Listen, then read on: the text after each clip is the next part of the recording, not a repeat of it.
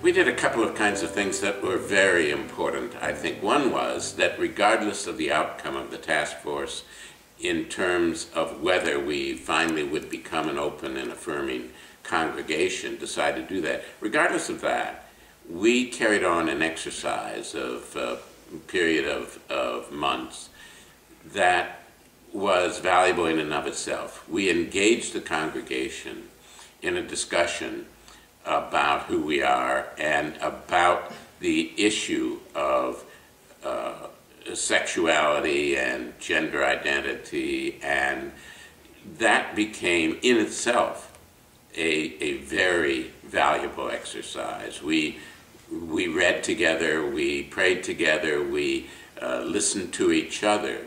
We had congregation members who spoke for the first time openly about their own sexuality and about that of their children in a non-threatening kind of way. Regardless then of how we ultimately voted, that in itself was a very valuable experience. The other thing that has impressed me over the years has been that we came to a conclusion in this whole process with one key question raised again and again and again in the process, and that was, aren't we already, as a congregation, open to everyone? Why do we need this action? And that was a question that we kept coming back to again and again. And now, from the perspective of our having taken that action, we have seen that it does make a difference. We didn't change all of our things. We didn't become less open. We didn't change our behavior. We didn't, but we did not change our minds necessarily, but our actions. We find ourselves now inviting, in a way, how do we test that? Inviting new members who are here because we took that position and state now very openly that we are an open and affirming congregation. I'm coming into the United Church of Christ from the Reformed Church in America, where I was brought up on charges, heresy charges, for supporting one of the leaders in the Reformed Church in America for performing the wedding of his daughter to her partner in Massachusetts. Several of my colleagues and myself signed a letter in support of Norm Cansfield, and we were brought up on charges. I realized that working in an environment where I couldn't support all the great diversity that God has created, where I couldn't support the LGBT community, where I wouldn't be able to perform union ceremonies or marriages for folks who want to commit to that in their lives, just wasn't going to work for me. So here I am, and it's been a real joy to serve Edgewood Church, where those issues are resolved, where we celebrate all the great diversity. Just met some phenomenal people who also, like me, support that kind of diversity. And it's just really a joy to be here in an environment where inclusivity and hospitality are the name of the game. As a Christian minister, I'm definitely aware of the ways in which Christianity has been used to hurt people who are lesbian, gay, bisexual, and transgender. And one thing that I encounter a lot is people who come in through the doors who have been hurt by their churches. And to be a part of a church that is open and affirming and that is actively welcoming and advocating on behalf of LGBT people allows me to do ministry in a way that's very, very honest and healing. A lot of the questions that I encounter when people come in to talk to me about issues of Christianity and sexual orientation have to do with the Bible, and what does the Bible really say, and does God really love me and affirm me for who I am? And so I can speak not only from my religious perspective, which is that God absolutely loves and affirms LGBT people, that the Bible isn't speaking about sexual orientation as we understand it today, but that the Bible's main focus is on love. Love the Lord your God with all your heart and love your neighbor as yourself. And we act that out as a church by being open and affirming. And I can speak on my behalf, on behalf of the congregation, to people who have been hurt and come to Edgewood and find a place of healing. And being able to be a part of that healing is an incredible honor and an incredible gift. And that's one of the reasons I love being a pastor at an open and affirming church. During 1997 and 98, I was part of a task force that led Edgewood United Church in considering whether or not to make a decision to become open and affirming of gay, lesbian, and bisexual persons. As part of that process, the task force decided that instead of just having a vote and a decision and declaring ourselves open and affirming, that we would compose a covenant statement that articulated what this decision would mean to the congregation. That is, what commitments the congregation was making by adopting this position of being open and affirming. The covenant was amended in 2010 to include transgender persons. Guided by the love of Jesus Christ, Edgewood United Church seeks to be a community of healing, hope, and hospitality. We celebrate the diversity that God has created and seek to reflect that diversity in our community of faith. In Edgewood United Church Covenant Statement of Justice and Peace, we covenant to conduct our common life in ways that reflect God's inclusiveness of people of all nationalities, races, ages, abilities, genders, gender identities, and sexual orientations. We believe that we are called as disciples of Jesus Christ to discover God's message by standing with the poor and the victims of injustice and those on the margin of society. In standing with those who have been marginalized because of sexual orientation or gender identity, we feel the need to speak and act with enhanced boldness as a congregation and to be more explicit in our inclusion of lesbian, gay, bisexual, and transgender people into the common life of our church.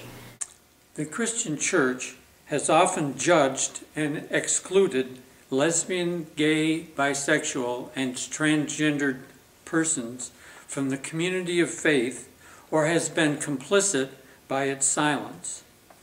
These actions have served to justify, if not encourage, discrimination and violence against lesbian, gay, bisexual, and transgender people. It is time for Christians to declare that such practices are incompatible with the gospel of Jesus Christ. Therefore, in the response to the call of the 1985 General Synod of the United Church of Christ, we declare ourselves an open and affirming congregation, and we covenant anew to affirm that people of all nationalities, races, ages, abilities, genders, gender identities, marital status, and sexual orientations are embraced within the family of God and the fellowship of Edgewood United Church. To honor, support, and celebrate the partnerships and families of lesbian, gay, bisexual, and transgender people. To encourage all persons to share their talents and energy in the worship, ministry, mission, educational programs, and leadership in Edgewood United Church. not to discriminate on the basis of race, gender, age, disability, sexual orientation, gender identity, nationality, or marital status when hiring church staff and contracting for goods and services. To condemn acts of homophobic violence, to confront the continuing injustice of institutional discrimination, and to advocate equal protection under the law for lesbian, gay, bisexual, and transgender people. To empower the Church Council to establish a task force to work with the congregation and its boards and committees to implement the covenant statement in the life and ministry of Edgewood United Church. And we adopted this at a meeting in May 17th of 1998 and amended it in February 7th, 2010. In some ways, I don't know, I feel like it doesn't really matter what you do in your bedroom. So, and that's really what it's, you know, sexual orientation is about. So, I don't see why that should be a big deal, but it is. And so I'd like to be a part of a community that supports that sort of acceptance. Yeah, in religion, all loving God, I think, is a very important phrase. All loving God. Edgewood exemplifies that, period. Unfortunately, other churches struggle with that. And all loving God, that's a tough call in some churches. But not here at Edgewood, totally. So I like that. Everyone here has been so welcoming. The fact that Heather and I are lesbians has been not only a non-issue, but I feel supported in so many ways because it is an open and affirming church for the lesbian, gay community. I feel like people accept me for who I really am, for me inside personally. I feel like I can live out my faith in an open manner. I don't feel like I have to hide or feel ashamed of who I am just because I happen to be a lesbian. That's one part of my life, but that doesn't encompass everything I am. I think there's actually all of these kind of side benefits to having an open and affirming church that you don't necessarily think about right off the bat. So I haven't been in the process of the open and affirming, so the process the church goes through in order to decide that. And I think that's a very big stage in the development of a church. And usually I've come in after that's occurred. And I think what's interesting is that, like, I've seen the aftermath. And what I find is that those churches wrestle all the time with not that issue of being open and affirming to gays, bisexual, transgender, to those communities. It's actually, they're constantly thinking about how do we be open and affirming to everyone. And I think it's a really interesting mindset that that going through that process actually leads them to thinking on a broader scale about how do they interact with people in the community, and I think it's just a more thoughtful process that comes about. And then on the other side, I think what's really interesting is that the atmosphere and the environment that it creates. So I have no interest in necessarily having children and having that nuclear family kind of picture. But being in a church that is actually open and affirming has this, it actually models for you things that you don't necessarily see in your daily life. And so it's really interesting to actually see lots of families that are either gays or bisexual parents and children, because you don't actually see that model very often outside of this scene. And so it actually, for me, it actually has helped me to kind of see what that would actually look like. And I think it normalizes it in a way that makes me more accepting of my feelings and my position. We tried Edgewood and joined Circles of Faith in its first year here. And stayed. We just felt wonderful, wonderfully welcome here. And I took the new member class here at the same time I took the one at UU, because I was undecided, but Mary was not undecided. She was solid here from the beginning. And I chose Edgewood because I love the people at Edgewood.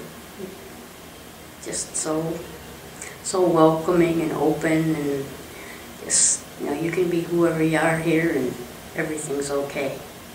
And it just felt great to be in a place where I was okay being me.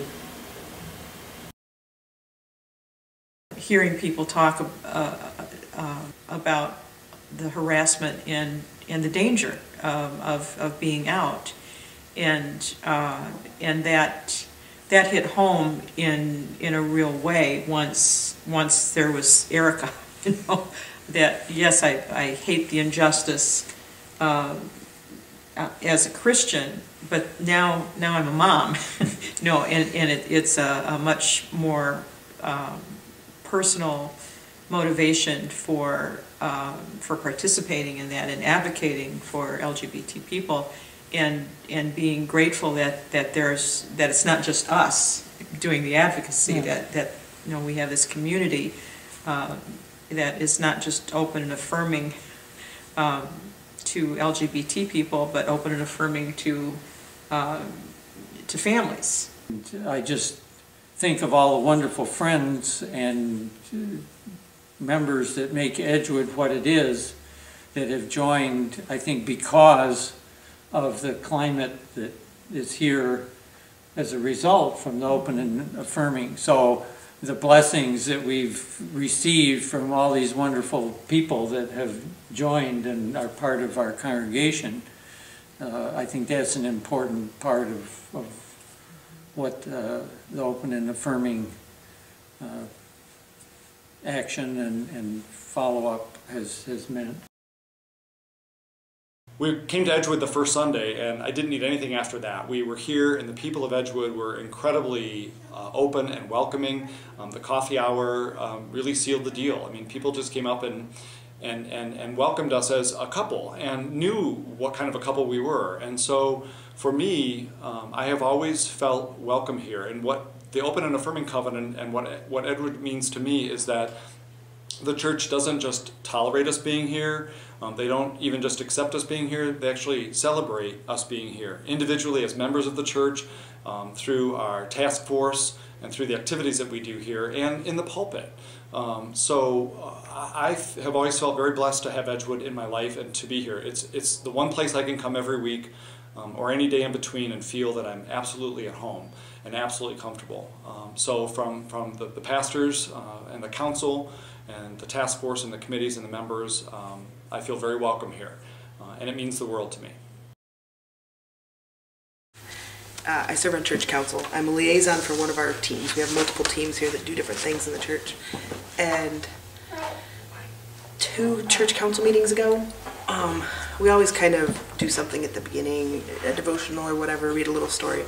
And our moderator, who kind of is like the president of council, said that this time we were going to introduce ourselves because there was a few new people, and he wanted to talk about the theme transitions, which is a word used a lot in the transgender community. You're transitioning from female to male, you're transitioning from male to female, you're transitioning to different stages in, you know, changing. And so he threw that out there, and then he kind of turned and winked at me. I knew when it came around to my turn that it was going to be okay, that I came out to everybody at church council as having transitioned, as being transgender, because I knew nobody was going to be like, oh my gosh, or, you know, throw a big uproar or anything, because they came across it on a pretty regular basis. So, I mean, I'm not saying there's like a plethora of transgender people here at the church. I just mean those words come up, the conversation comes up, people take the time to talk about it. And when we first started the open and affirming, we had classes once in a while here at the church where they would explain, you know, like there was a class and like a panel that came and explained what being transgender was and what that means when you're dealing with somebody who's transgender. That was when they updated the open and affirming, because it used to just be gay, lesbian, and bisexual. It makes me feel that no matter what, we're going to have the support and the safety of our church. I think that's pretty much the biggest thing for me. Not just as us too, but as a family. And that's always been one of the really important things. It makes you feel almost like there's that extra layer of protection here, knowing that the church is behind everything. You know, this conversation that that a lot of people like to have about what is acceptable or tolerable, right, in terms of queer people or other kinds of families. Like, yeah, but it's not just what's tolerable. Like, let's be one. Let's bring this in. Let's make this work cohesively. And I think they've done that really well in terms of church policies and the open and affirming movement. We want the kids to have a church home because we know there's so much negativity around being gay and being in gay families from a lot of other religious institutions. So we want to have a good one for them to be in a place to feel safe. So it has been great. The kids don't always love coming to church. I wish I could say that they were like really excited about it all the time, and they don't always love coming to church. But I really liked it, like when Aiden had that problem with the kid in school, we were able to say at that time, you know, Aiden, that's not what we believe about the Bible. That's not what our pastor believes about the Bible. That's not what the people at Edgewood believe about the Bible. So that's what that kid's family believes about the Bible, but that's not, you know, the cut and dry, all-pervasive truth. And it felt really, really good to be able to say that to him and to say, you know, this is an example of a place where that's not believed, and so you're okay. We're okay. I think I was probably too scared before, that I felt like I was behind, and, you know, then coming out and, oh, I'm gay, what church is going to accept me? But I found Edgewood a few years ago when my friends Sarah and Mandy got married here, and it just completely opened my eyes and a new thinking to what church can really be and mean. Their open and affirming covenant has meant everything to me. It completely encompasses everything that I have explored through my life, gone through, or everything that I stand for. The best thing that I like about the church is the principles on which it was founded. It was founded in the civil rights movement, and they were one of the forerunners of the equal rights housing. And I've always been extremely sensitive to race and ethnicity, and I'm always that kid in class that would stand up for everyone, you know, regardless of what anyone thought. I was that kid that would stand up for who was ever being picked on. So to me, it's just, I couldn't find a better place to represent exactly what I stand for in every aspect. This, you know, the gay rights movement is not just about gay rights, it's about equal rights for everyone. And I think a lot of people forget that. You can't take communion if you're sinful. This is the church I grew up in. Okay. And so, if you're committing sin, you're not allowed to take communion. So, that was something that I lost in my church experience, and felt like I was not entitled to, nor could I come to the table, the communion table, and participate in that. And that was a great sense of loss for me. Because that was about entry into the family of God, communion for me. And so one of the breakout groups, I talked about that, you know, and my sadness about that and losing it. Well, at the end of the summer, they served communion. And I was like, oh my God, what am I going to do, you know? How am I going to handle this dilemma? And that really just came so into focus for me. And that group of women worked with me through that. And for the first time in 20 plus years, I felt like I had a right to do that and a right to participate in that. And I think following that, I just sobbed for like an hour, you know, just to feel like, wow, maybe God could love me, you know, and to find that healing in all of that was just life-changing, life-changing. So I left that seminar and wanted to find some place where I could be a member and I could be part of the family, part of the church family and part of the family of God. And so I started to look around and kind of go to a few different places to see, can I really fit in someplace? And I walked into Edgewood, and it was like hand in glove. I was like, oh my God, I can be here. And not only can I walk through the door, I can be part of this community. And I don't have to pretend anything, I don't have to hide anything, I don't have to sell my soul to some kind of religious principle. I just get to be here. And I get to be a full member. Who wouldn't take that offer? So that's how Church is my haven in life, to block out everything, to not have electronics, to tune out the entire world, and to be centered in a space where there are like-minded people. You know, so I can do that at home, and I can do my meditation, and I can do my qigong, which I do daily. But there's also, for me, a connection and the community that comes with coming to Edgewood and coming to a place where that I know that there's acceptance. And I grew up Catholic, and I went through Catholic school, and I can remember in our religion class, you know, things that I just heard being in the Catholic environment, you know, discrimination and, you know, not very pleasant things being said about gays and lesbians.